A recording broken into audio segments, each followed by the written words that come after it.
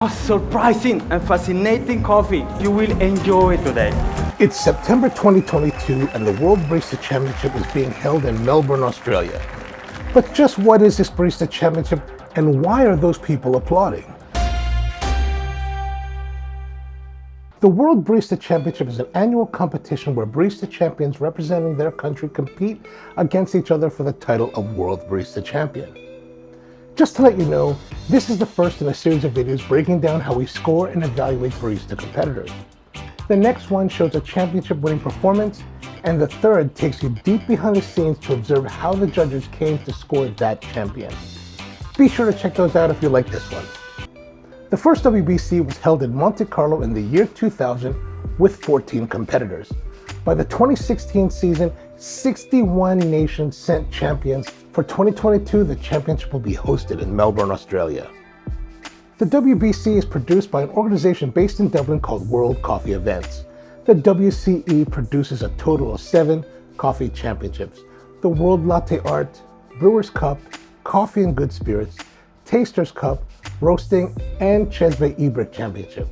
But by far the oldest, most challenging, and most prestigious of these is the World Barista Championship. But what makes it so challenging? Each competitor has 15 minutes to serve a total of 12 espresso-based drinks that are evaluated by 4 sensory judges.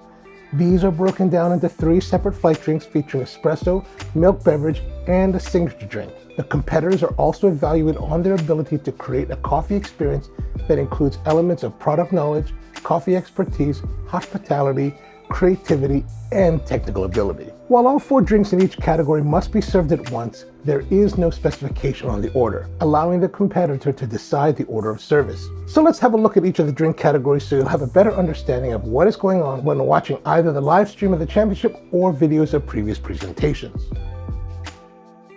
When a competitor begins their presentation, they will typically call out time and raise their hand to indicate that they are beginning. This is when their 15 minutes begins. They can use that time as they wish, and they are allowed to go over the 15-minute limit. However, each second past 15 minutes incurs a 1-point penalty with a 59-point maximum. At 16 minutes, the competitor is disqualified from the championship. Many competitors will start out by greeting the judges, stating a little bit about themselves, and start to share their knowledge about the coffee. This will include details about the variety of coffee, the farm, the producer, the processing method, altitude levels, brewing parameters, and more. They're trying to convey to the judges that they know their coffee. From here, they launch into the drink making. The technical judges will be observing how the competitor works. Do they have mastery of their craft? Are they following hygienic practices? Is there waste? Does this person have command of their station? The 71 technical evaluation points makes up 10% of the total score, and at the margin that the champion is decided, the technical points are incredibly valuable indeed. Viewers often wonder why their favorite competitor didn't win. And while a competitor may seem cool and in command of the performance, the secret to winning lies in the cups themselves. If we look at the sensory score sheet, we can see the criteria that the judges use to evaluate the presentation. For the WBC, we use 2 basic scoring categories: 1 and 0 for yes and no questions, and a 0 to 6 scale.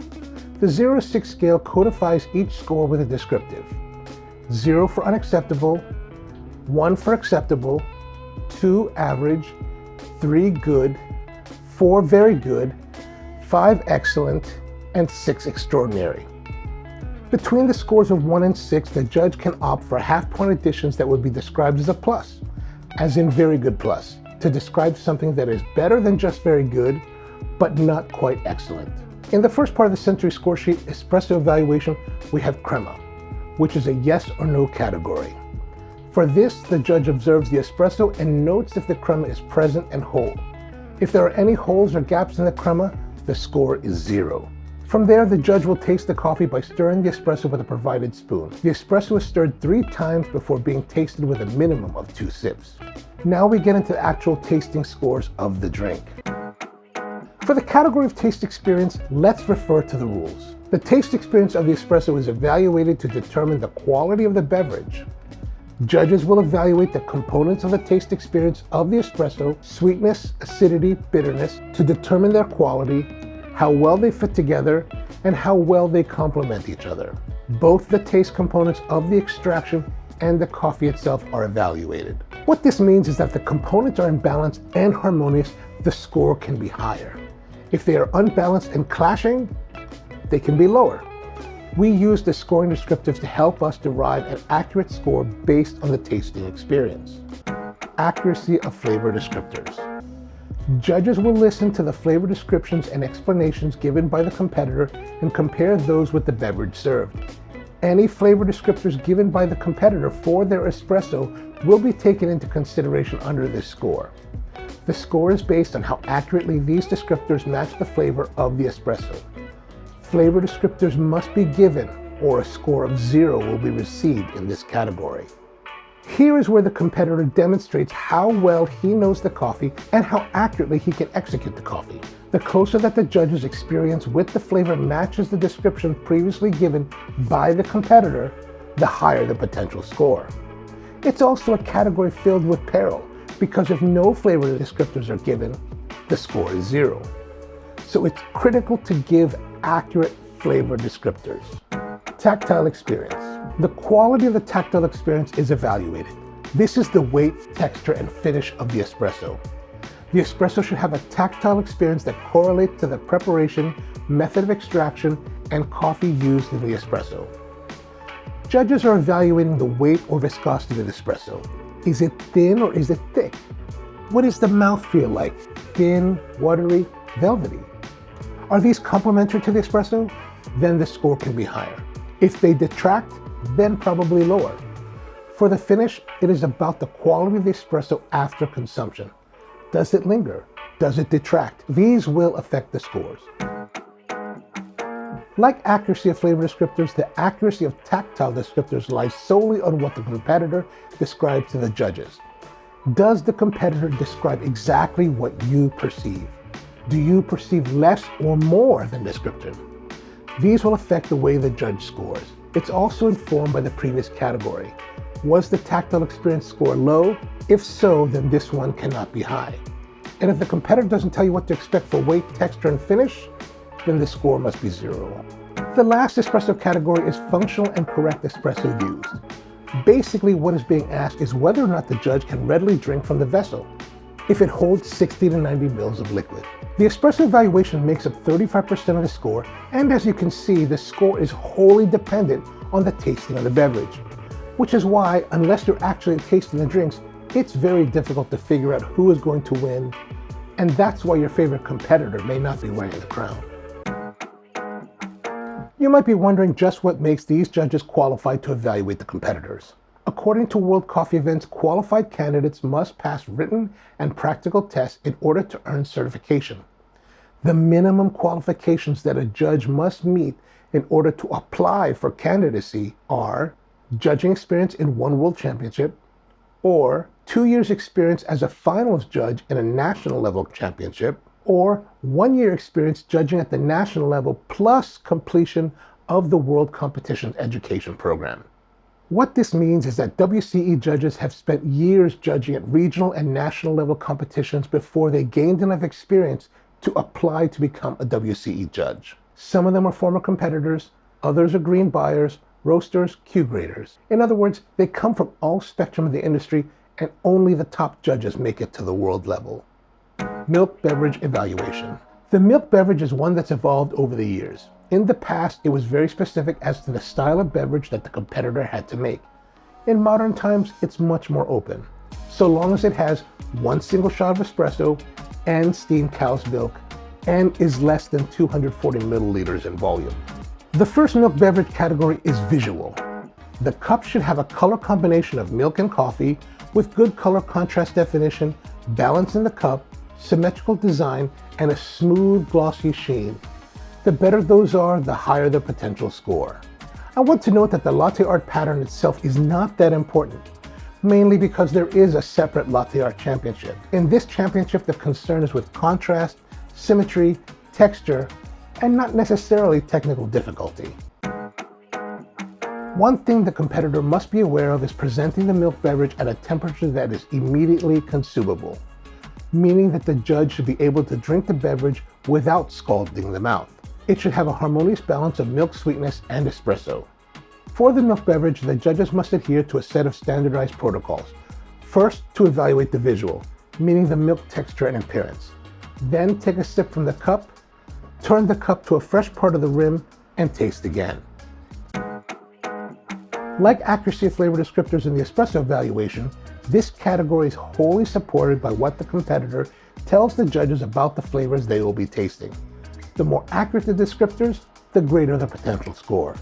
The last category, functional vessel use, is like the previous. Can the judge drink the beverage without any functional detriment to their ability to score accurately? Yes or no? Signature beverage. Easily the last drink category is the most controversial one amongst competitors. The signature beverage. Many argue that it's not representative of what they do at work, that it's too difficult. I think a lot of that is true for most baristas. But to my mind, it encompasses the best our craft has to offer, and it's the drink that can capture the imagination of the public. We'll look to the rules for a definition. A signature beverage demonstrates a competitor's creativity and skill to create an appealing and individual espresso-focused beverage. Now, the signature beverage has to be liquid. It has to be drinkable. It's not meant to be chewed like food. Also, each of the beverages served to each judge must contain a minimum of 1 shot of espresso. Failure to do so will result in a score of 0 in the taste balance category. I bring this up because this is one mistake I see many competitors making. They'll mix all their ingredients, including their 4 shots, in a container and then portion out the servings to the judges.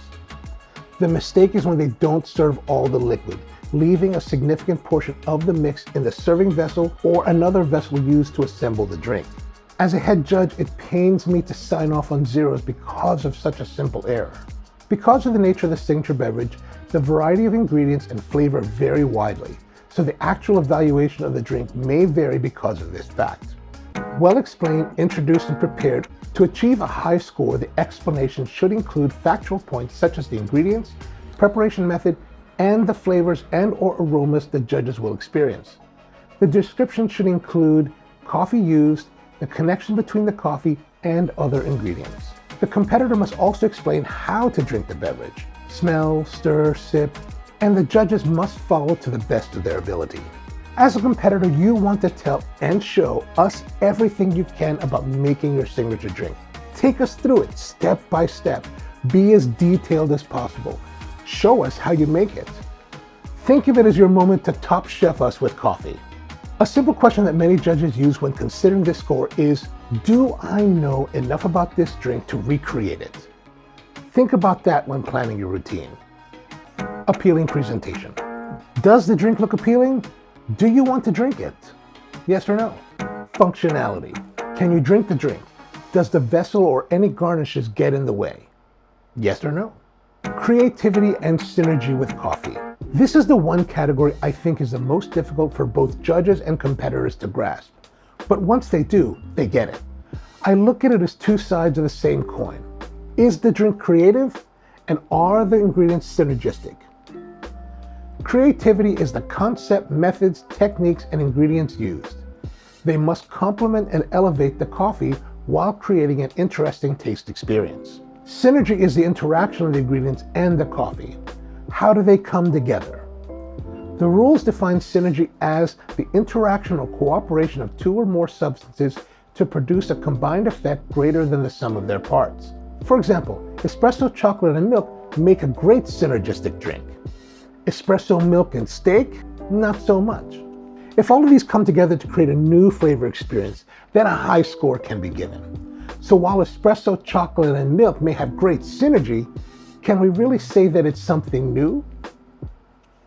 Taste balance. In this category, the judges evaluate how well the espresso and the ingredients fit together. If something detracts from the experience, like it's sour or acrid, then a lower score is given. Unbalanced flavors will also result in lower scores. Accuracy of flavor descriptors. Like the 2 previous beverage sections, this is all about how accurately the competitor described the flavors. One thing I should note is that in all these sections, the descriptions and flavors should support specialty coffee, meaning positive flavor descriptors. If the competitor presents with commercial coffee, describing notes of rubber, tar, phenol, those, while technically accurate, would not result in high scores. Now that covers the drink evaluations. The next two sections are evaluations that the judge has been calculating throughout the entire presentation. If you've been enjoying this video and would like to support our efforts, buy yourself some coffee from our web shop, sprocoffee.com. There we've got a range of coffees personally selected and blended by me from an assortment of producers we work with from around the world. It's the ideal way to get great coffee you can enjoy at home while supporting this channel. And if you are interested in coffee travel, shop visits, gear reviews, tastings, and more, please consider subscribing to this channel. Part 4, Barista Evaluation. Presentation Professionalism. According to the rules, professionalism is evaluated by the observed qualities relevant to the barista profession, including technique, preparation, and the demonstrated wider understanding of coffee beyond the preparation of the 12 drinks. This includes the process of coffee cultivation, roasting, and preparation from seed to cup, as well as an implicit understanding of the correct use of the equipment, good customer service skills, and the ability to manage workflow and time. Judges will look for a strong correlation between what is explained and delivered, and that the competitor must demonstrate that they are a coffee professional who has command over their presentation and coffee. As you watch the competition, you'll see a lot of competitors give a lot of information about the coffee, but what separates them from the champion is the correlation of that information. Take brew ratios and weight measurements, for example. Lots of competitors tell you, I'm putting 18 grams in and getting 36 grams out. But so what? Why should I care? How does that information help me understand or appreciate this experience better?